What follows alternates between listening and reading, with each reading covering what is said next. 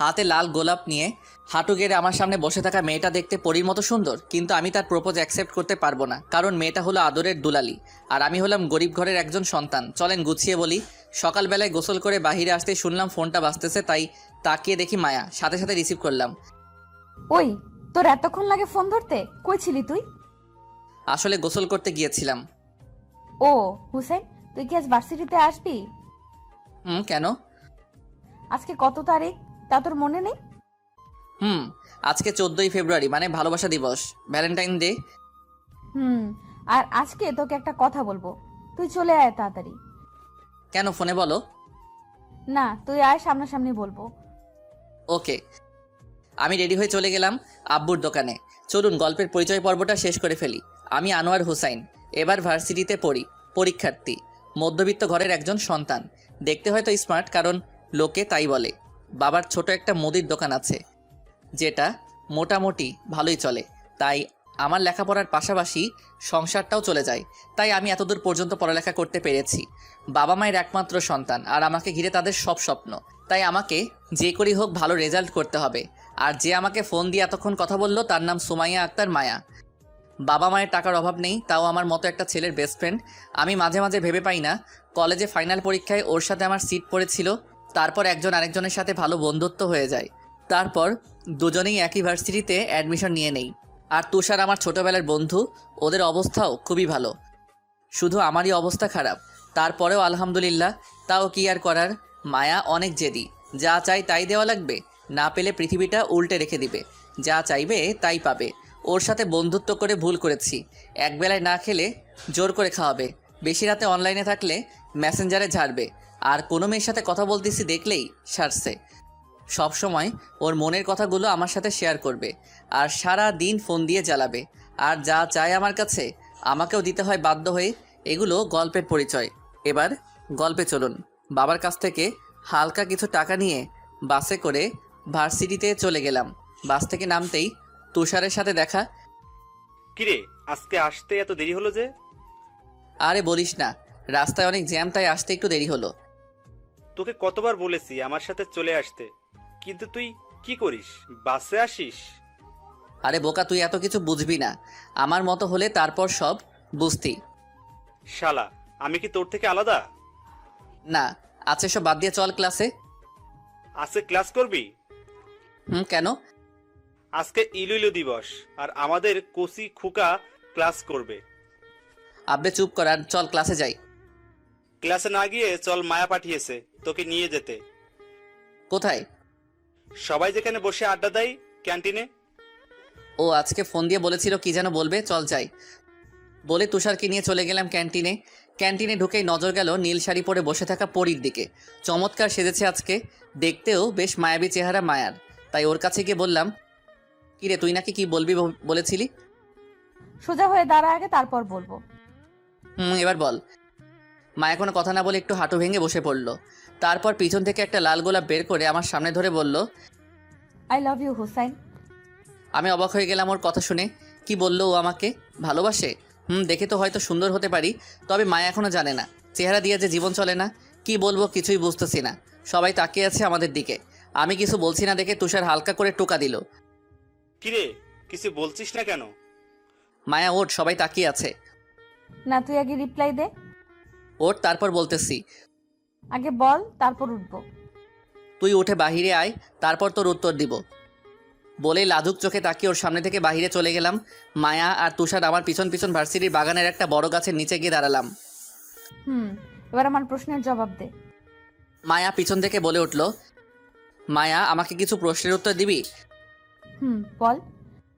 আমার কথা শেষ হওয়ার আগ পর্যন্ত কোনো প্রশ্ন করবি না, ওকে? আচ্ছা বল। আচ্ছা, প্রতিদিন তুই কত টাকা খরচ করিস বলতো? তুই এই কথা কেন জিজ্ঞেস করছিস? তোকে না বললাম যে কোনো প্রশ্ন না করতে? আচ্ছা, এবার বল তোর প্রতিদিনের খরচ কত? এই ধর 30-40 হাজার টাকা মাত্র। আর দেখ আমার পকেটে মাত্র 577 টাকা। আচ্ছা, তুই চলাচল করিস কি দিয়ে? বম। আর আমি চলাচল করি পাবলিক বাস দিয়ে। তো তুই এসব আমাকে বলছিস কেন? তোকে বলছি কারণ তোর সাথে আমার ভালোবাসার সম্পর্ক হয় না, কারণ আকাশ আর জমিন কখনোই এক হয় না। আমি তোর ফ্রেন্ড হওয়ারও যোগ্য না, তবে ভাগ্যক্রমে হয়ে গেছি। কিন্তু এখন তুই যে সম্পর্কের কথাটা বলছিস না, সেটা কখনো হওয়া সম্ভব না। আমি তোর কথা বুঝতেছি না। না বোঝার কি আছে, দেখ আমি সাধারণ আর তুই অসাধারণ, তাই তোর আর আমার মাঝে বন্ধুত্ব থাকাটাই বেশি হয়ে যায়। আর তুই এখন ভালোবাসিস বলছিস? দেখ না, তুই এমনটা করতে পারিস না আমার সাথে। আমি তোর সাথে কিছুই করতেছি না, সব ভাগ্যের খেল। আর ভাগ্য হয়তো চাই না আমি কাউকে নিয়ে স্বপ্ন দেখি, কারণ আমি মধ্যবিত্ত। দেখ, তুই কি তা নিয়ে আমার কোনো সমস্যা নেই, আমি শুধু তোকে চাই। দেখ পাগলামি করিস না, যা বাসায় যা, গিয়ে ঠান্ডা হয়ে নে, তারপর আস্তে আস্তে সব ঠিক হয়ে যাবে। তুষার এতক্ষণ দাঁড়িয়ে শুধু আমাদের কথা শুনতেছে আর নির্বাকের মতো আমার দিকে তাকিয়ে আছে। না, কিছুই ঠিক হবে না, তুই ছাড়া কিছুই ঠিক হবে না আমার। তুষার, ওরে একটু বোঝা তো প্লিজ।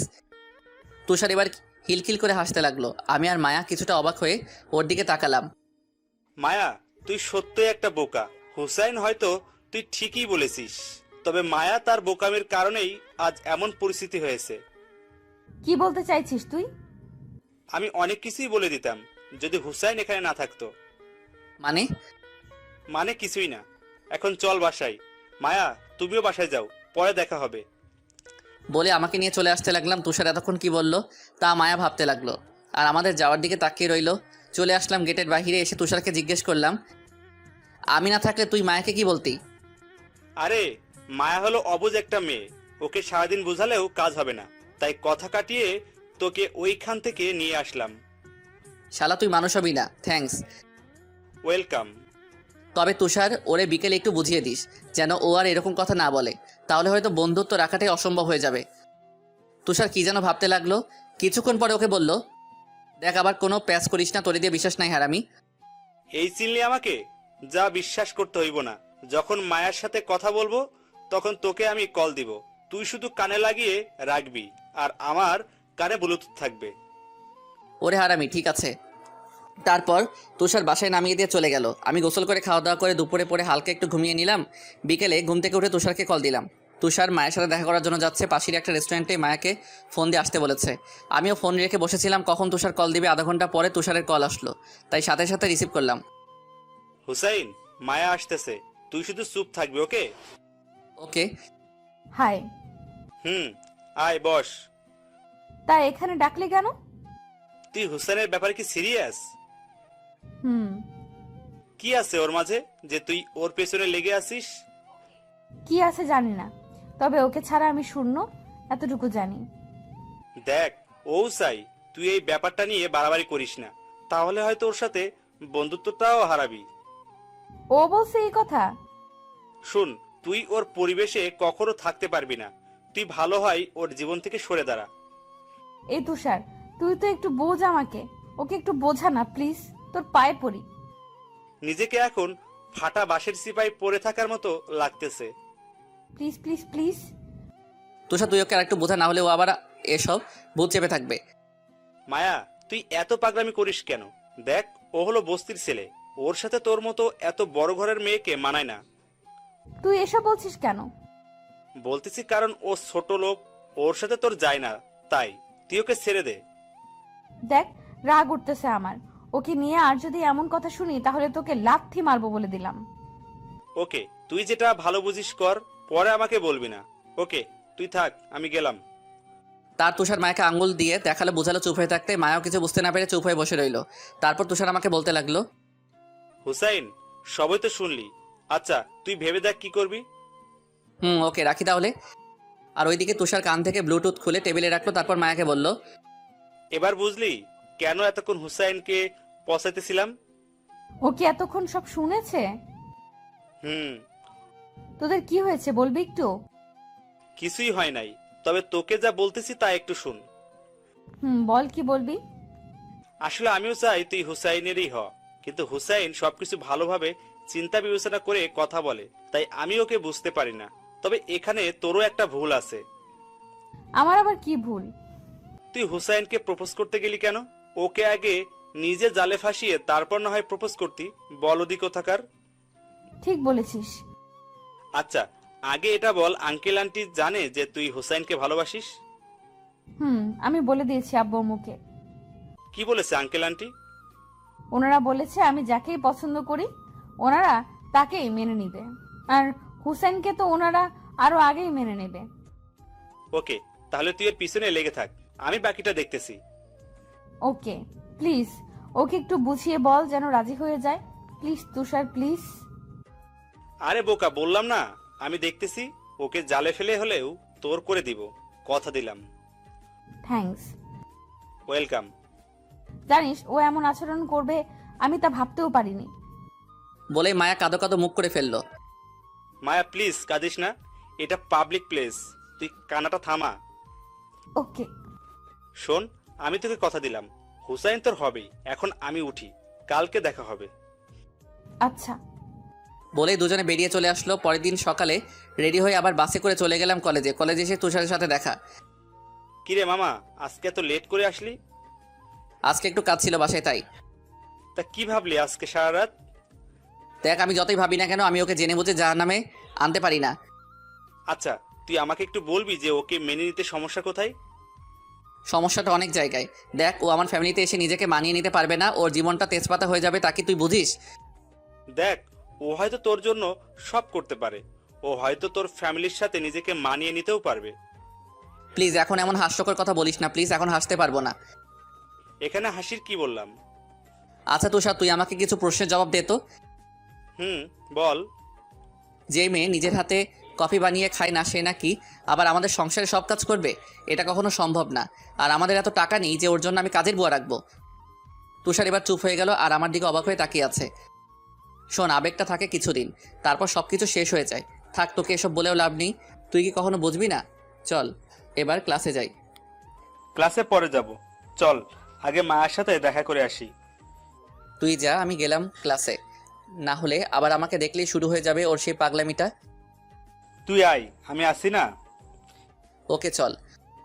বলেই দুজনে চলে গেলাম বাগানে, কারণ মন খারাপের সময় মায়া এখানেই এসে বসে থাকে। গিয়ে দেখি ও পুকুরের দিকে মুখ করে বসে আছে, তাই পিছন থেকে তুষার ডাকলো মায়াকে। কিরে মায়া, তুই এখনো এখানে বসে আছিস? দেখ কে এসেছে। আমাদের কথা শুনে মায়া তাড়াতাড়ি চোখগুলো মুছে ফেললো, তারপর আমাদের দিকে ফিরে তাকালো। কিরে মায়া, তুই কান্না করতেছিলি নাকি? আরে না, আয় বস। আমাদের আর মিথ্যা বলিস না, আমি সবই জানি। আরে না হুসাইন, আয় বস। আমি গিয়ে একটু দূরত্ব রেখে বসলাম, আর তুষার এসে আমাদের মাঝখানে বসে গেল। বল, এখন কি নিয়ে গল্প করা যায়? জানি না। ও আচ্ছা, তোদের দুজনকে এখানে আসার আসল কারণ কি জানিস? তুষারের মুখে এমন কথা শুনে আমি অবাক হলাম, তাই ওর দিকে ঘাড় বাঁকা করে তাকালাম। শোন, তোরা দুজন মিলে মুজিবনগর পার্কে যা, তাহলে ভালো হবে। না হলে এভাবে চুপচাপ আর দুজনকে থাকতে হবে না। দেখ, ও যেই কথা বলতেছে সেটা কখনোই সম্ভব না। আমি জানতে চাই কেন সম্ভব না? কারণ আমি তোর যোগ্য না। কেন, তোর কিসের অভাব? লেখাপড়ায় ভালো, স্মার্ট, আর মনের দিক থেকে তো তুই বেস্ট। আর ভবিষ্যতে তুই তোর ট্যালেন্ট দিয়ে যে কোনো ভালো বড় চাকরি পেতে পারিস। তাহলে আর সমস্যা কোথায়? তুই আমার বড় চাকরি পাওয়ার কথা বলতেছিস, সেটা পাওয়ার জন্য যে ঘুষ লাগে তা কি তুই জানিস? আর যদিও ভাগ্যক্রমে পেয়েও যায়, তাহলে স্যালারি কত হবে? বেশি হলে 1 লক্ষ টাকা, তাতে তা একদিনের মার্কেটের টাকা। আর সারা মাস কি তুই না খেয়ে থাকবি? তোর মেকআপ আর অন্যান্য খরচগুলো না হয় বাদই দিলাম। দেখ, আমি একদম ভালো হয়ে যাব, আমার এত কিছু লাগবে না, শুধু তুই হলেই চলবে। দেখ মায়া, আবেগ দিয়ে দুনিয়া চলে না। আমি জানি তুই আবেগের বশে অনেক কিছু করতে পারিস, কিন্তু যখন বাস্তবতার সামনে এসে দাঁড়ায় না, তখন আবেগ পালিয়ে যায়। তাই বলছি, পাগলামি করিস না। দেখ, আমাকে এত বোঝাতে আসবি না, আমি তোকে চাই ব্যাস। দেখ, একটু বোঝার চেষ্টা কর। তুই মধ্যবিত্তদের মতো করে বাঁচতে পারবি না। তুই পারবি না শুধু ভাত মাছ আর ডাল দিয়ে বেলা পার করতে, তুই পারবি না 300-400 টাকা হাত খরচ নিয়ে দিন পার করতে। এই হাত খরচ থেকে টাকা বাঁচিয়ে আব্বু আম্মুর জন্য কিছু গিফট দেওয়া। তুই পারবি না 2-3টা শাড়ি দিয়ে মাস পার করতে। তুই পারবি না বাসে সবার সাথে চাপাচাপি করে ভার্সিটিতে আসতে। তুই পারবি না ভোরবেলায় উঠে বাসায় সবার জন্য নাস্তা রেডি করা আর সারাদিন গাধা মতো খাটা। তুই পারবি না সবার মুখের দিকে তাকিয়ে নিজের স্বপ্নগুলো কুরবানি দিতে। তাই বলতেছি, তোর জন্য ভালো হবে তুই নিজের লেভেলের একটা ছেলেকে বিয়ে করে নিজের সব স্বপ্ন পূরণ কর। লাইফটা আরামে পার করে দিতে পারবি। আর আমাকে বিয়ে করলে তুই জিন্দালাশ হয়ে যাবি, তখন আফসোস হবে।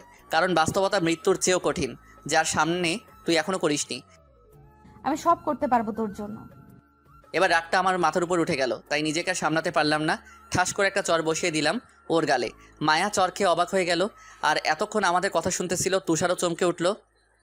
ওই পাগল, তোকে বোঝাই, তোর মাথায় ঢুকে না যে আবেগ দিয়ে সব হয় না। বাস্তবতায় নিজেকে সামলাতে পারবি না তুই। যা বলতেছি তাই কর। মায়ার চোখ দিয়ে সমানে পানি পড়তে লাগলো, আর তখনই তুষার সেখান থেকে আমাকে টেনে নিয়ে আসলো আর মায়াকে বলল। মায়া তুই দাঁড়া, আমি আসতেছি। তুষার বলে আমাকে বাহিরে নিয়ে আসলো। ছাড় আমাকে, পাগলাটাকে বুঝাই, এক ফোঁটা যদি বুঝতো। নিজেকে শেষ করার ফোন দিয়ে আটতেছো, আর কিছুই না। আচ্ছা তুই ঠান্ডা হ, আমি দেখতেছি কি করা যায়। বোঝা ওকে, না হলে পরে ওর গলা টিপে মেরে ফেলবো বলে দিলাম। এই তুই গাড়িতে বস, আমি মায়া বুঝিয়ে আসতেছি। বলেই তুষার চলে গেল ভিতরে। ভিতরে গিয়ে তুষার দেখলো মায়া এখনো কাঁদতেছে। মায়া কাঁদিস না। দেখলি তো ও কেমনটা করলো। কি হয় আমাকে একটু ভালোবাসলে? দোষ তোর না, দোষ হলো সুমায়ার। মায়া এবার কান্না থামিয়ে তুষারের দিকে তাকালো। সুমাইয়া কে? হুসাইন তোকে কখনো সুমায়ের কথা বলেনি? না, কে সুমাইয়া? তাহলে শোন, আমরা দুজন তখন ক্লাস 10-এ পড়তাম। হুসাইন ক্লাসের ভালো ছাত্র ছিল এবং খুব ভালো গল্প লিখতো। অনেক মেয়ে গল্প পড়ে প্রেমে পড়ে যাইতো। তার মধ্যে হঠাৎ একটি আইডি থেকে এসএমএস আসে হুসাইনের গল্প লেখা পেজে। কি ছিল সেই এসএমএস এ? তুই চুপ করে শুন, কোনো কথা বলবি না। বল। হুসাইন প্রতি গল্পের শুরুতে লিখে দিত, অনুমতি ছাড়া কপি করা নিষিদ্ধ। তাই সুমায়া এসএমএস দেয়, লেখক সাহেব, আপনার একটি গল্প কপি করব, যদি অনুমতি দেন। অবশ্যই গল্প কপি করতে পারেন, কিন্তু কিছু শর্ত আছে। কি শর্ত বলেন? প্রথমত, লেখকের জায়গায় আমার নাম এবং শেষে পেজ লিঙ্ক দিতে হবে। আচ্ছা। কোন গল্প কপি করবেন? সিনিয়র আপুর সাথে প্রেম সিজন। ওকে, আপনার বাসা কোথায় জানতে পারি? চুয়াডাঙ্গা। আপনার? মেহেরপুর। এইভাবে কথা বলতো। বলতে বলতে সুমাইয়ার সাথে ফ্রেন্ডশিপ হয়ে গেল হুসাইনের। তারপর একদিন হুসাইন আমাকে এসে বলে, আমি সত্যিই সুমাইয়াকে ভালোবেসে ফেলেছি। তখন আমি হুসাইনকে বললাম প্রপোজ করতে। সুমাইয়াকে যেই ভাবা সেই কাজ, হুসাইন গিয়ে প্রপোজ করে, সুমাইয়াও গ্রহণ করে নেয়। আস্তে আস্তে সুমাইয়ার প্রতি ভালোবাসা বেড়ে যায়। সুমাইয়ার সাথে ভিডিও কলে কথা বলতো, তার পিক সব জায়গায় সেট করে রাখতো। এক কথায় সুমাইয়াকে পাগলের মতো ভালোবাসতো। এইভাবে 2 মাস কেটে গেল। একদিন হুসাইন সুমাইয়াকে বলল, এই সুমাইয়া, তুমি কয়দিন ধরে আমাকে ইগনোর করছো কেন? আমাকে ভুলে যাও, আম্মু আমার বিয়ে ঠিক করে ফেলেছে। কি বলছো? তোমার বিয়ে ঠিক হয়েছে, তাহলে আমার কি হবে? তুমি প্লিজ আমাকে ভুলে যাও। আচ্ছা, তোমার হবু স্বামী নিয়ে সুখে থাকো। কিছুক্ষণ পরে হুসাইন আমার কাছে আসে। আমার সাথে এমন হওয়ার ছিল। কি হয়েছে? সুমাইয়া বলল, আপনাদের তো বললাম, তাই দ্বিতীয়বার লিখলাম না। আচ্ছা তুই সুমাইয়াকে গুলো বলবি, পরে যদি ভুল বোঝে? পরে দেখা যাবে। হুসাইন আমার কাছ থেকে বাসায় গিয়ে সুমাইয়াকে ফোন দেয়। ফোন রিসিভ করার পরে, কি হয়েছে? তোমাকে নিষেধ করার পরেও কেন ফোন দাও? আর ফোন দিব না, একটি কথা শুনো। কি হয়েছে তাড়াতাড়ি বলো, যত সম্ভব। আমাকে বিয়ে করবে? কিভাবে? পালিয়ে। জীবনেও না। তুমি যদি আমার সাথে বিয়ে না করলে, তোমার যত পিক আছে ফেবুতে ভাইরাল করব। এই মানুষকে আমি ভালোবেসেছিলাম, আর তোমাকে বিশ্বাস করে সব করেছি, পিক দিয়েছি, আর তুমি আমার সাথে বিশ্বাসঘাতকতা করলে। আমি তোমাকে ছাড়া বাঁচতে পারবো না, প্লিজ এমন করো না। তুমি আমাকে আর ফোন দিবে না, যদি আমাকে সত্যিকারের ভালোবেসে থাকো আর ফোন দিবে না। তুমি সুখী হও সেই দোয়া করি। সেই রাতে হুসাইন আমাদের আড্ডাখানায় এসে বলে, তোর বুদ্ধিতে কাজ হলো না। কি বলেছে? আমি যদি তাকে ভালোবেসে থাকি, তাহলে তাকে যেন ফোন না দেই। আচ্ছা একটি আইডিয়া আছে। থাক তোর আইডিয়া, আমি বাসায় যাচ্ছি। হুসাইন বাসায় যখন যাচ্ছিল, আমার কেমন সন্দেহ হলো, তাই আমিও ওর পিছু নিলাম। তারপর কিছু দূর যাওয়ার পর হঠাৎ করে দেখি বিষের বোতল বের করে। হুসাইন মুখে দিতে যাচ্ছে, সাথে সাথে আমি গিয়ে ঠাস ঠাস করে 2টা থাপ্পড় দিলাম আর বলতে লাগলাম, দোস্ত তুই একটি মেয়ের জন্য বিষ খেতে যাচ্ছিস? আমাকে মরতে দে তুষার, তুই সামনে থেকে সর। দোস্ত তুই যদি মরে যাস, সেই মেয়ে ঠিকই সুখে থাকবে, কিন্তু তোর মা বোন বাবাকে কে দেখবে? হুসাইন নিশ্চুপ। আমার মাথায় হাত দিয়ে বল, আর কোনোদিন আত্মহত্যা করবি না? আচ্ছা, আর করবো না। এই ছিল হুসাইন আর সুমায়ের প্রেম কাহিনী। বুঝতে পারলে মায়া? এখন আমি কি করব বল। আর কিছুদিন ওর পিছনে লেগে থাক, না হলে পরে দেখা যাবে। ওকে। তুই থাক, হুসাইন গাড়িতে বসে আছে, আমি যাই। তারপর তুষার আবার ফিরে আসলো। কিরে, এতক্ষণ কি করলি? এই তো একটু বুঝতে সময় লাগলো। ও, আজকে আর ক্লাস করবো না, বাসায় চলে যাব। শালার মোডটাই নষ্ট করে দিল। ওকে চল। বলে তুষার আমাকে বাসায় নামিয়ে দিয়ে চলে আসলো। এভাবে কয়েকদিন চলে গেল। আর মায়া পাগলের মতো আমার পিছনে পড়েছিল, কিন্তু আমি বারে বারে সেই একই কথা। মায়াকে যাই বলি না কেন, ও সব কিছু স্বাভাবিকভাবে নেয় আর পাগলের মতো পিছে পড়ে আছে। এক সকাল আমি কলেজে এসে তুষারের সাথে দেখা করলাম, তারপর ক্লাসে যাওয়ার সময় দেখা হয় মায়ার সাথে। হাই জানু, কেমন আছো? দেখ মায়া, আমি আগেও তোকে বলেছি যে আমাকে এভাবে রাগাবি না, সেটা নিয়ে বাড়াবাড়ি সম্ভব না। কোনটা সম্ভব না? তুই কখনো আমাদের মতো চলতে পারবি না, তাই তুই আমার পিছনে আসিস না প্লিজ। আমি তোমার জন্য সব করতে পারবো। কি করতে পারবি তুই বল আমাকে। তুমি যা বলবে সব করতে পারবো, একবার বলে তো দেখো। সব করবি তাই না? তাহলে চল। বলেই আমি মায়ের হাত ধরে টেনে ভার্সিটির বাইরে নিয়ে আসলো। জানু, তুমি আমাকে কোথায় নিয়ে যাচ্ছ? আগে যাই তারপরে বুঝতে পারবি, আগে চল। তুষার গাড়ি স্টার্ট দে। তুষার গিয়ে গাড়ি স্টার্ট করলো, তারপর মায়াকে নিয়ে সোজা বাসায় চলে আসলাম। তারপর মায়াকে নিয়ে ভিতরে গেলাম, গিয়ে আম্মুকে ডাকলাম। কি রে, এভাবে ডাকছিস কেন? কি করতেছো তুমি? রান্না করতেছি। তুমি গিয়ে রুমে রেস্ট করো, এখন মায়া রান্না করবে। ওই, তোর মাথা ঠিক আছে? ও কেন রান্না করতে যাবে? ও কি রান্না করতে জানে নাকি? ও নাকি আমার জন্য সব করতে পারবে, তা কিছুদিন আমাদের সংসারের কাজ করুক, তাহলেই ওর সব আবেগ জানালা দিয়ে পালাবে। চুপ থাক তুই। মা, তুমি যাও, গিয়ে রেস্ট করো, আর না খেয়ে যাবে না কিন্তু। আর ওই তুষার, তুই দাঁড়িয়ে কি দেখছিস? মায়াকে নিয়ে যা রুমে। আম্মু, তুমি একটু চুপ থাকবে আর সরো তুমি। নাও, আজকে দুপুরে সব কাজ তুমি করবে। আর আম্মু, তুমি ভুলেও হেল্প করতে আসবে না বলে দিলাম। ওই, তুই কি করছিস এসব? ভূত নামাইতেছি। কিসের ভূত? প্রেমের ভূত। তুমি এত সব বুঝবে না, তুমি রুমে যাও। আবার মায়ের এখানে চলে আসলাম। কি হলো, রান্না করো। মায়া আমার দিকে ফেলফেল করে তাকিয়ে আছে। কি হলো, রান্না করো। সব না করতে পারবি? তাহলে কর আজ থেকে আমাদের সংসারের সব কাজ। মায়া আবার কান্না শুরু করলো, তাই আমি তুষারকে নিয়ে টিভি দেখতে বসে গেলাম আর দুজনে হাসতে লাগলাম। কিছুক্ষণ পর মায়া আসলো। খাবার রেডি, চলো খাবে। আমি কিছুটা অবাক হলাম, তাও ওকে বুঝতে না দিয়ে বললাম, খাবার রেডি করো, আমরা আসতেছি। ওকে জানু। রাগী মুখ নিয়ে রুমে গেলাম। গিয়ে তুষার আর আমি ফ্রেশ হলাম, তারপর আম্মুকে ফ্রেশ হতে বললাম। আব্বু চলে আসলো, তারপর সবাই মিলে খেতে বসলাম। খাবার মুখে দিয়ে অবাক হয়ে গেলাম, ভালোই রান্না করছে। সবাই দেখলাম খাবারের প্রশংসা করতেছে, আর সেই প্রশংসাগুলো আমার গায়ে কাটা হয়ে বিঁধতেছিল, তাই খাবার রেখে উঠে চলে গেলাম। গিয়ে ফোন টিপতে লাগলাম। কিছুক্ষণ পর হঠাৎ রুমে কেউ আসার আওয়াজ পেলাম। তাকিয়ে দেখি মায়া হাতে খাবারের প্লেট। কি হলো, না খেয়ে চলে আসলে কেন? খেতে মন চাইতেছে না তাই। ওলে আমার পিচ্চি বড়টা বলে কি, বুঝ আমার হাতে খাবে বলে এইভাবে না খেয়ে চলে এসেছে। ওই ঢংটা একটু কম করবি। আচ্ছা নাও, এবার লক্ষ্মী ছেলের মতো খেয়ে নাও। মুখের সামনে লোকমা ধরে বলল, না তুই খা, তোর খাবার আমি খাবো না। প্লিজ খেয়ে নাও। না বললাম না। প্লিজ জানো, প্লিজ। খাবারের উপর রাগ করে থাকতে নেই। আমার খিদে নেই। প্লিজ খেয়ে নাও। না বললাম তো। তারপর মায়া যা করলো তাতে আমি পুরো অবাক হয়ে গেলাম। মায়া আমার গালে চড় বসিয়ে দিল, বলছি খা। বলেই মুখে ভাত পুড়ে দিল। আমি অবাক হয়ে ওর দিকে তাকিয়েছিলাম আর ভাত খেতে লাগলাম। সোজা করে বলতেছি কানে যায় না, এবার বাঁকা করেই ছাড়লি। ভালো করে বললে কথা শুনবি, নাহলে রাত্রি মেরে কথা শোনাবো, মনে রাখিস। এসব বলতেছিল আর আমাকে ভাত খাইয়ে দিতে লাগলো, আর আমি শান্ত ছেলের মতো খেতে লাগলাম। হঠাৎ দরজার দিকে নজর যেতে দেখলাম তুষার দাঁড়িয়ে দাঁড়িয়ে হাসতেছে। শালা, এসবের কারণে তুই দায়ী। আমি আবার কি করলাম? তুই এখানে দাঁড়িয়ে কি করতেছিস?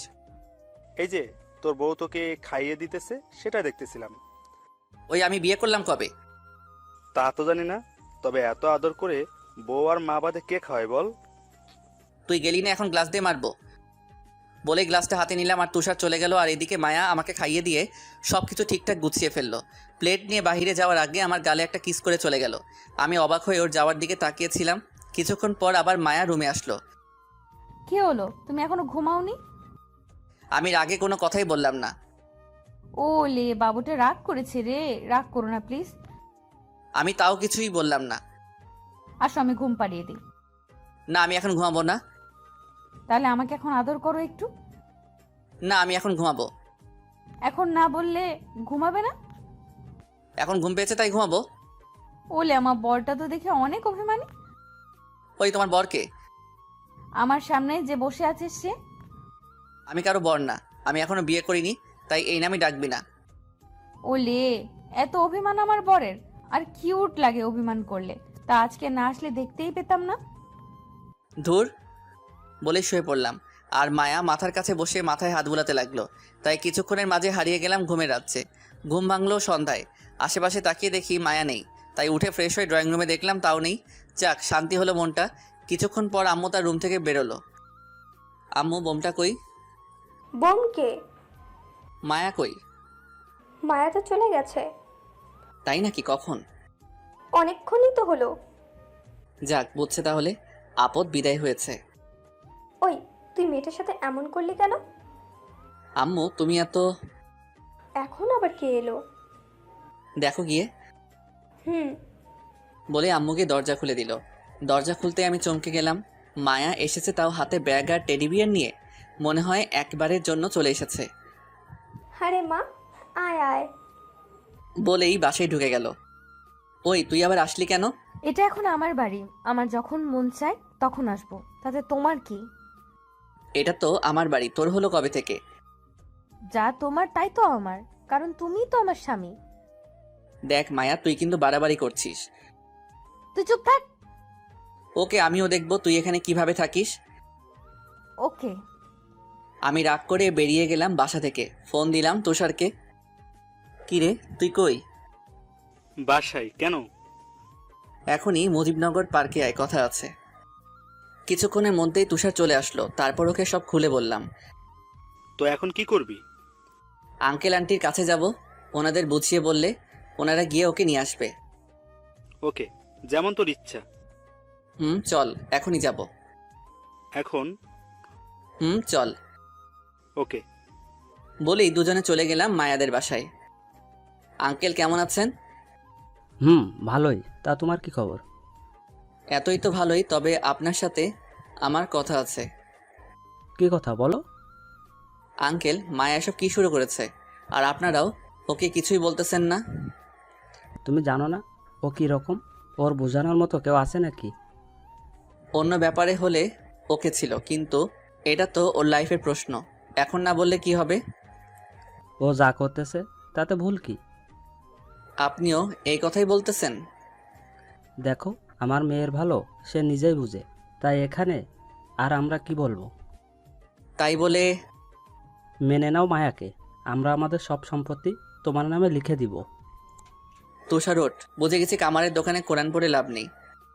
বলে চলে আসলাম সেখান থেকে। তারপর আবার সেই পার্কে এসে বসলাম। আচ্ছা রে, তুই কি বলতো? মেনে নে মায়াকে। আরে তুই একই কথা বলতেছিস? কি সমস্যা বল আমাকে। আরে আবেগ পরে এসব করতেছে, কিছুদিন পর শেষ হয়ে গেলে তখন সব সমস্যা শুরু হবে। এসব কিছুই হবে না, ও তোকে মন থেকে ভালোবাসে। না, এটা ওর আবেগই। তুই দেখতে থাক, আরো কিছুদিন পার হলেই দেখবি ওর সব কিছু শেষ হয়ে গেছে। ওকে দেখ তুই, তবে আমি শিওর ও তোর জন্য সব করবে আর তোকে পেয়েই ছাড়বে। তোরও মাথা নষ্ট হয়ে গেছে, এখন চল বাসায়। বলেই তুষার আমাকে বাসায় নামিয়ে দিয়ে সে চলে গেল। আসতে এত লেট হলো যে? এমনি। আর তুই এখনো এই বাড়িতে কি করছিস? এমনি। আমার উত্তর আমাকে রিপ্লে করছিস? ভালো। এখন তাড়াতাড়ি এসে ফ্রেশ হয়ে নাও। খাবে? না, আমার খিদে নেই। খেতে আয় বলছি। আসতেছি। আর দেখি মায়া হাসতেছে। কিছু না বলে চলে গেলাম ভেতরে। আমি বুঝি না ওর পাগলামিতে সবাই এইভাবে সাই দিতেছে কেন। ওরা পাগল না, আমি পাগল, এটাই বুঝতেছি না। এসব ভাবতে ভাবতে ফ্রেশ হয়ে আসলাম। মায়া রুমে আসলো, এসে আমার পাশে বসে পড়লো। কি সাহেব, আজকে এত কিউট লাগতেছে কেন আপনাকে? পাম দিস না প্লিজ। সত্যি বলতেছি, সত্যি আজকে মাশাআল্লাহ। সরে বসে এখান থেকে, আমার মাথা ব্যথা করতেছে। তাহলে তুই শুয়ে পড়, আমি তোর মাথায় মলম দিয়ে দিচ্ছি। লাগবে না, তুই যা তাহলেই হবে। ওকে, তবে রাতে পালাবা কই জানো? রাতে পালাবো কেন? কারণ রাতে তুমি আর আমি এক খাটে থাকবো। কি তোর মাথা ঠিক আছে? ঠিক আছে। তাই তো রাতে আমি আমার স্বামীর সাথে এক খাটে থাকবো। মায়া এদিকে আয়। কেন? আয় না প্লিজ। বল। আমার পাশে বসে গেল। মায়া, তুই না লক্ষ্মী মেয়ে, এমন পাগলামি কেন করতেছিস? দেখ, তোকে তোর থেকে বেশি আমি বুঝি, তাই তোর ভালোর জন্যই বলতেছি। একটা ভালো বড়লোক ছেলে দেখে বিয়ে করে সুখের সংসার কর, আর এতে তোর ভালোই হবে। আমি আমার ভালোটা বুঝি, তাই প্লিজ আমাকে জ্ঞান দিতে এসো না প্লিজ, জানো। মায়া, তুই আমার কথাটা রাখ প্লিজ। ওই, তুই গুরুজনদের মতো এইভাবে বলছিস কেন? দেখ, আমি জানি এটা তোর আবেগ, তাই আবেগটা সামলা, আর তুই নিজেও একটু চালাক হ। বোকামি করে পরে জীবনটা শেষ হবে তোর। আমার হবে তাতে তোমার কি? এখন চুপ থাকো, না হলে কিস দিয়ে মুখ অফ করিয়ে দিব, বলে দিলাম। ওকে, কিন্তু আমাকে পাবি না, এটা বলে দিলাম। আচ্ছা, আমিও দেখবো তুমি কিভাবে নিজেকে ধরে রাখো। ওকে। মায়া ঢ্যাং ঢ্যাং করে রুম থেকে বেরিয়ে গেল, আর আমি মোবাইলটা হাতে নিয়ে টিপতে লাগলাম আর গান শুনতে লাগলাম। কিছুক্ষণ পর মায়া আবার আসলো। জানো, খাবে না? না, বাহির থেকে খেয়ে এসেছি। মিথ্যা বলো কেন? আমি জানি তুমি আজকে আমাদের বাসায় গিয়েছিলে, সেখান থেকে মুজিবনগর পার্কে গিয়ে টাইম পাস করে বাসায় চলে এসেছো। তোকে এসব কে বললো? অর্ধেকটা আব্বু আর অর্ধেকটা তুষার। ও, আমার পেটে ক্ষুধা নেই? আসবি তুই নাকি আবার মারতে হবে, কোনটা? যাব না আমি, যা তুই। তুই যাবি না তো 14 গোষ্ঠী যাবে। বলে কলার ধরে টান দিয়ে খাট থেকে নামিয়ে নিচে চলে গেল। মায়ের সাহস দেখে আমি অবাক হলাম। কি সাহস মেয়েটার! তাও খেয়ে দিয়ে উপরে চলে আসলাম। কিছুক্ষণ পর মায়া হাসতে হাসতে রুমে ঢুকলো আর আমার পাশে বসে গেল। কি হলো, এভাবে হাসছিস কেন? আমার বাবুটা রাগ করেছে আমার উপর, তাই না? তুই যা অন্য রুমে, আমি এখন ঘুমাবো। আমি যাব কেন? তাহলে তুই থাক, আমি গেলাম। বলে বাহির হতে যাবো, তখনই মায়া আমার হাতটা ধরে ফেললো। কই যাও চান্দু? তুই থাক, আমি গেলাম পাশের রুমে। বউ থাকবে এক রুমে আর স্বামী থাকবে আরেক রুমে, তা তো হবে না। বলে একটানে খাটে ফেলে দিল, তারপর ওর ওড়না দিয়ে আমার হাত পা বেঁধে ফেললো। ওই, তুই হাত পা বাঁধলি কেন? তুমি যেন অন্য রুমে না যেতে পারো। তোর মতলবটা কি বলতো? পাগলটার বুকে মাথা রেখে ঘুমাবো। ওই, আমি পাগল? তুমি আমার পাগল আর আমি তোমার পাগলি। ছাড় আমাকে, আমি কারোর পাগল হতে পারবো না। আজকে কোনো ছাড়াছাড়ি নেই, একেবারে সকালে ছাড়বো তোমাকে কলিজা। দেখ, পাগলামি করিস না। পাগলামি করে ভালোবাসা হয় না। কিভাবে ভালোবাসতে তা আমি ভালোভাবে জানি। আচ্ছা, আমি অন্য রুমে যাব না, এবার বাঁধনটা খুলে দে। ওয়াদা দে যে বাঁধন খুলে দিলে তুই আমাকে তোর বুকে মাথা রেখে ঘুমাতে দিবি আর অন্য রুমেও যাবি না। আচ্ছা, ওয়াদা দিলাম। আরও একটা ওয়াদা দিতে হবে। কি ওয়াদা? বেশি না, তোর বুকে যখন মাথা রাখবো তখন তুই আমাকে শক্ত করে জড়িয়ে ধরবি। আমি পারবো না। তাহলে আর কি, সারা রাত এভাবেই পড়ে থাক। দেখ, তুই যেটা বলতেছিস সেটা কিন্তু ইসলামের দৃষ্টিতে পাপ। ওরে আমার ইসলামিক জামাই রে, আপনি এত বুঝতে কে বলেছে? দেখ, ছাড় আমাকে। তাহলে আমাকে ওয়াদা দে, যেগুলো বলছি সেগুলো করবি। কখনোই না। তাহলে আমিও সরি। বলেই মায়া আমার বুকে মাথা রেখে শুয়ে গেল। আমিও ঘুমানোর চেষ্টা করতে লাগলাম। কিছুক্ষণ পর ঘুমিয়ে গেলাম। মাঝরাতে সজাগ হয়ে গেলাম। তাকিয়ে দেখি হাতের বাঁধনটা খোলা, আর আমি মায়াকে জড়িয়ে ধরে আছি। তাই তাড়াতাড়ি ওকে ছেড়ে দিলাম আর ওর মায়াবী মুখটা দেখতে লাগলাম। আসলে অনেক মায়াবী ওর মুখটা, কিন্তু এই মুখের হাসিটা সারা জীবন থাকবে না যদি এই বাড়িতে বউ হয়ে আসে। কিন্তু ও তো এটা বুঝতেই চাইতেছে না। পাগল মেয়ে একটা, বুঝ কবে যেন হবে আল্লাহই জানে। এসব ভাবতে ভাবতে ঘুমিয়ে গেলাম। সকালে মায়ার ডাকে ঘুম ভাঙলো। কি হলো, ডাকছিস কেন? উঠে চা খেয়ে আমাকে উদ্ধার করেন। খাবো না আমি, আর তুই যা, এখন আমি ঘুমাবো। এই উঠ বলছি, না হলে পানি এনে গায়ে ঢেলে দিব। বাসায় এসে টর্চার শুরু করে দিয়েছিস। আর যদি তোকে বিয়ে করি তাহলে কি করবি আল্লাহ জানে। তাই আর যাই হোক না কেন, তোকে তো আমি বিয়ে করব না। সেটা পরে দেখবো, এখন উঠ তাড়াতাড়ি। উঠতেছি। Good boy. এখন তাড়াতাড়ি করে চা খেয়ে উঠে বাজারে যাও। তুই এভাবে অর্ডার করছিস কেন? কারণ আমি এই বাড়ির বউ আর তোর কলিজা। আমি মানি না। তুই না মানলে কি হইব, আব্বু আম্মু তো মেনে নিয়েছে, এখন আর কোনো সমস্যা নেই। তোকে নিয়ে সংসার কে করবে? তুই? আমার তো ঠেকা পড়ছে যে তোকে নিয়ে সংসার করতে হবে। দুনিয়াতে আর কোনো মেয়ে নাই। তুই আমাকে নিয়ে সংসার করবি, আর কাউকে নিয়ে স্বপ্ন দেখলে তোকে মারবো প্রথমে, তারপর নিজে মরবো, মনে রাখিস। তোকে দিয়ে সম্ভব? কি সম্ভব? মানুষ মারা তোকে দিয়ে সম্ভব? ওই, চুপ করে চা খা আর তাড়াতাড়ি বাজারে যা। বলেই চা খেয়ে ফ্রেশ হয়ে চলে গেলাম বাজারে। বাজার করে বাসায় এসে আম্মুর কাছে ব্যাগ দিয়ে হাত পা ধোয়ার জন্য ওয়াশরুমে যেতেই চমকে গেলাম। মায়া কাপড় ধুইতেছে আর কেমন যেন অগোছালো হয়ে বসে আছে। বন্ধুত্ব থেকে প্রেমের এটাই শেষ নয়। ওকে দেখে আমি আর হাসি থামাতে পারলাম না, তাই হো হো করে হেসে উঠলাম। কি হলো, হাসছিস কেন? তোকে দেখে। কেন? এই যে এত বড় লোকের মেয়ে হয়ে যে কাপড় কাচতেছিস, আর তাও কেমন অগোছালো হয়ে পাগলের মতো। ওই, আমি এখন বড় লোকের মেয়ে না। তাহলে তুই কি? আমি হুসাইনের বউ আর এইবারের লক্ষ্মী বউ। ওরে খোদাই, পাগলের একটু বুঝ দাও। বুঝ আমার আছে। তা তুই এখানে কেন? হাত পা ধুতে এসেছি। সত্যি বলছিস নাকি আমাকে দেখতে চলে এসেছিস?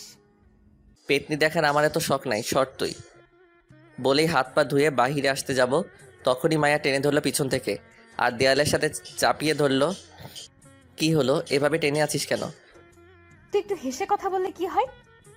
অনেক কিছুই হয়, ছাড় আমাকে। না, তুই এখন আমাকে একটু আদর করবি, না হলে দেখেছিস তুই এখন কোথায় আছিস। আমি তাকিয়ে দেখি মাথার উপরে ঝর্ণার লাইনটা। তারপর মায়া আবার বলতে লাগলো, ঝর্ণাটা ছাড়লেই দুজনে ভিজে যাব, তাই আদর করা ছাড়া কোনো উপায় তোর কাছে নেই। বলেই মায়া আমার এতটা কাছে চলে এসেছে যে আমাদের মাঝে বিন্দুমাত্র গ্যাপ নেই। দেখ, এটা কিন্তু ঠিক না। इश्क और जंग में सब कुछ जायज है मेरी जान। কি? হিন্দিতে একটা ডায়লগ দিলাম। কি বললি? গানটা কাছে আন, তারপর বলতেছি। এবার বল। বলছি যে প্রেম আর যুদ্ধে সবকিছুই সঠিক। বলেই আমার গালে কানে একটা ছোট্ট করে কামড় দিল। আও। এবার আদর কর, না হলে সারা শরীর কামড়ে দিব। দিচ্ছি দিচ্ছি, বল কি করতে হবে। তোর যা করতে মন চায়। ওকে। বলে ওর কপালে হালকা করে একটা চুমু এঁকে দিলাম। হয়েছে তো, এবার ছাড়। মায়ার মুখের দিকে তাকিয়ে দেখি ওর মুখ আগুনের মতো লাল হয়ে আছে। বিষয়টা বুঝতেছি। ওই কুত্তা, তোরে আমি কি করতে বলছি আর তুই কি করলি এটা? আদর করছি। এভাবে কেউ বউকে আদর করে? দেখ, তুই আমার বউ না, তাই এর থেকে বেশি আশা করিস না। তাই তো। আমি কে তোর? আমি তো পাগল, তাই এসব করতেছি। পাগল না হলে করতাম নাকি এসব? আর তুই তো পাষাণ একটা। মায়া কাদো কাদো মুখ করে বলল, বাহ, তুই এত তাড়াতাড়ি বুঝে যাবি আমি আগে কখনো ভাবিনি। বলে ওয়াশরুম থেকে বেরিয়ে গেলাম। আসার সময় মায়ের মুখের দিকে তাকিয়ে দেখলাম ওর মুখ আবারও লাল হয়ে গেছে। তাই বেরিয়ে সোজা চলে গেলাম নাস্তার টেবিলে। নাস্তা করে এসে রুমে ঢুকতেই দেখি মায়া মুখ ফুলিয়ে বসে আছে। তাই আমিও কোনো কথা না বলে খাটে বসে মোবাইল টিপতে লাগলাম। মায়া বিছানা থেকে নেমে আমার পিছনে গিয়ে দাঁড়ালো। তারপর আমার মাথায় হাত বুলাতে লাগলো। কি হলো, এরকম করছিস কেন? যাওয়ার সময় কি বলে গিয়েছিলে? কোন সময়? মনে নেই? ওয়াশরুমে আমাকে কি বলে গিয়েছিলে? তুই ধীরে ধীরে বুদ্ধিমান হইতাছস, এটাই বলে গেলাম। আমি ওই কথাগুলো কেন বলছিলাম জানিস? না, কেন? কারণ এগুলো বললে তোর একটু মায়া হবে আর তুই আমাকে সিম্প্যাথি দিবি। কিন্তু তুই তুই তো একটু দরদও দেখালি না। তো এখন কি করব আমি? তোর কিছুই করতে হবে না, যা করার আমিই করব। কেন? কি করবি তুই? এটা করব। বলে আমার চুলগুলো পিছনের দিকে টেনে ধরলো। চুলগুলো টানতেই মাথাটা উপরের দিকে, আর মায়া তার মাথাটা নিচের দিকে নামিয়ে আমার চুলগুলো আঁকড়ে ধরে আমার ঠোঁটগুলোকে কামড়ে ধরলো আর সামনে চুমু আঁকতে থাকে। আর ওর চুলগুলো ছাড়া ছিল, তাই চুলগুলো নিচের দিকে ঝুঁকে পড়ে। আমার মুখটা চারদিক থেকে ঘিরে রাখলো, আর এতে মায়াও তার কাজও চালিয়ে গেল। এভাবে কতক্ষণ ছিলাম তা বলতে পারবো না। হঠাৎ মায়া আমাকে ছেড়ে দিয়ে দিল। এক দৌড় সোজা চলে গেল বাহিরে। আর আমি ভাবতে লাগলাম, এতক্ষণ আমার সাথে কি হলো, কি কঠিন সময় গেল আমার। আরেকটু হলে শ্বাস আটকে মারা যেতাম। যাই হোক, এসব চিন্তা বাদ দিয়ে উঠে চলে গেলাম ফ্রেশ হতে। ফ্রেশ হয়ে এসে চলে গেলাম তুষারের কাছে। কিরে, কি খবর? পিছনে বাস থাকলে না, মানুষ খুব আরামেই থাকে। ও, তাহলে তো তুই ভালোই। তা এখানে আসতে বলার কারণটা কি বল? আসলে মায়া তো আমাকে শেষ করে দিতেছে। কেন, কি করেছে মায়া? তাহলে শোনো। সবকিছু তো তোর কথা মতোই চলতেছে, তাহলে সমস্যা কোথায়? ও তো তোর বউয়ের মতো কাজ করে যাচ্ছে। আরে ওর কষ্ট হইতেছে, তাও সব কিছু মুখ বুজে সহ্য করে যাচ্ছে। কিছুদিন পর সহ্যের বাঁধ ভেঙে গেলে তখন দিবে আরেক মোড়।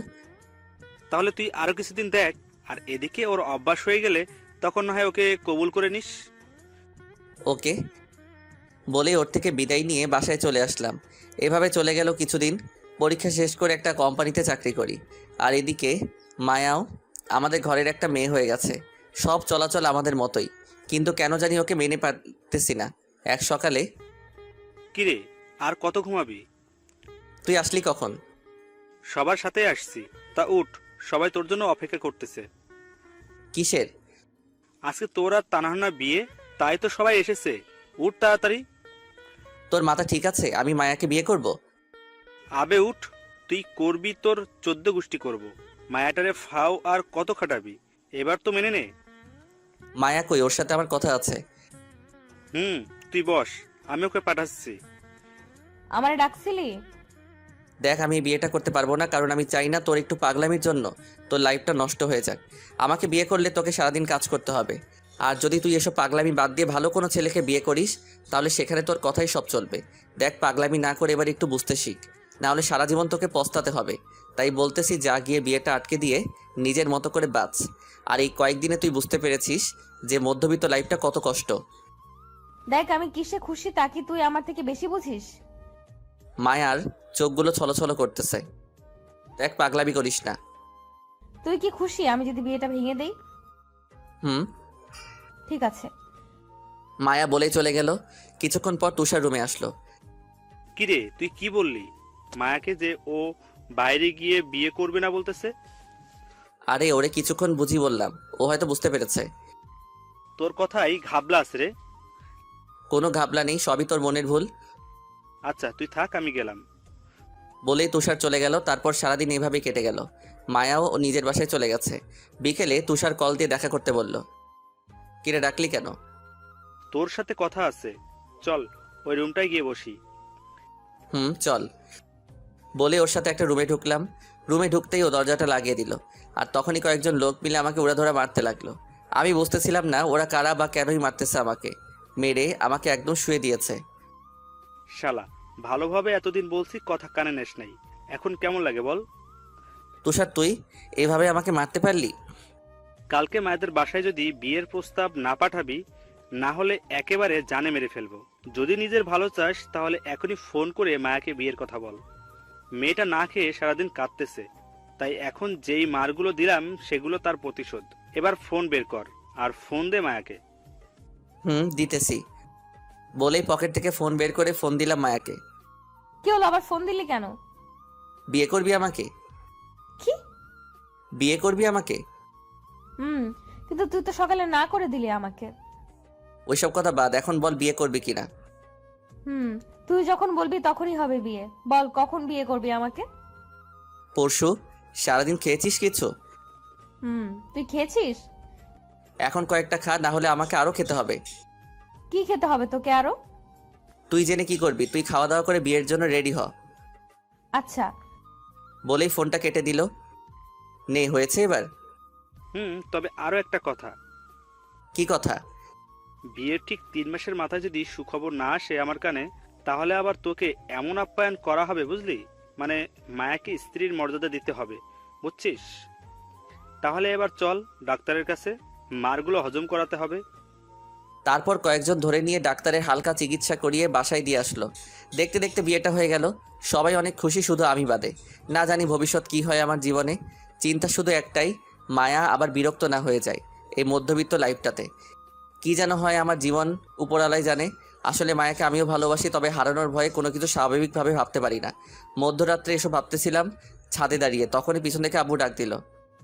কি হলো, এত রাতে বাইরে কি করো? ওমা ঘরে একা একা, যাও ঘরে যাও। বলেই নিচে চলে আসলাম। রুমে ঢুকে দরজা লাগিয়ে দিলাম। পিছনে ফিরতেই মায়া আমাকে নিজের সব শক্তি দিয়ে জড়িয়ে ধরলো। ভালোবাসি হুসাইন, তোকে নিজের থেকেও বেশি ভালোবাসি। আমিও বাসি, তবে কোনোদিন ছেড়ে যাবি না তো? ছেড়ে যাব, তবে জীবন থাকতে না, মরার পর যাব। তারপর মায়াকে কোলে করে বিছানায় নামিয়ে দিলাম আর ওর দিকে তাকিয়ে রইলাম। কি হলো, এভাবে তাকিয়ে আছিস কেন? এমনি। আদর করবি না আমাকে? তাহলে তাকিয়ে না থেকে এখানে আয়। বলেই মায়া আমাকে একটানে শুইয়ে দিল। তারপর যা হলো আমি বলতে পারবো না, কারণ আমি এখনো সিঙ্গেল। তাই কিভাবে আদর করতে হয় আমি জানি না। যারা বিয়ে করেছেন বুঝে নিয়েন। তাদের সাথে 1 ঘন্টা পরে মায়া আমার উপরে শুয়ে আছে, আর আমি মায়ার মাথায় হাত বুলিয়ে দিতেছি। একটা কথা বলবো হুসাইন? বলো। তুই তো বিয়ে করবি না বলে সকালে না করে দিয়েছিলি, তা বিকেলে আবার রাজি হলি, কারণটা কি বলতো? ওই কথাটাই আর বলিস না।